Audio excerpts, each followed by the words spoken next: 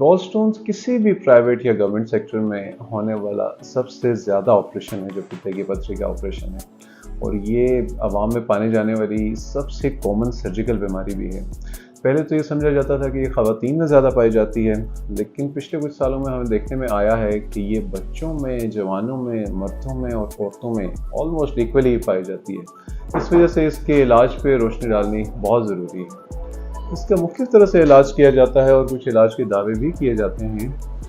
आम हालात में हमने देखा है कि मरीज़ हमारे पास आते हैं और वो कहते हैं कि इसका कोई मेडिसिन ऐसी है जिससे इसका इलाज हो सके,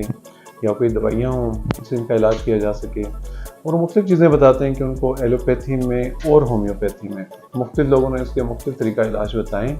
जो कि हमारे एक्सपीरियंस में कोई भी इलाज उनमें से दवाइयों का इसका ऑथेंटिक नहीं है। यानी मेरे अपने एक्सपीरियंस में कोई एक भी पेशेंट ऐसा नहीं है जिसने पित्ते की पथरी के लिए मेडिसिन इस्तेमाल की हो और उससे उसकी पथरी डिज़ोल्व हो गई हो या वो ठीक हो गया। हमारे पास JLM डॉक्टर्स हॉस्पिटल में लेप्रोस्कोपिक का बेहतरीन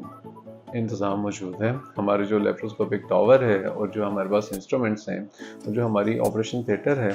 उसमें हमारे पास लेटेस्ट इक्विपमेंट अवेलेबल है, जिसकी मदद से हम ये पित्ते का ऑपरेशन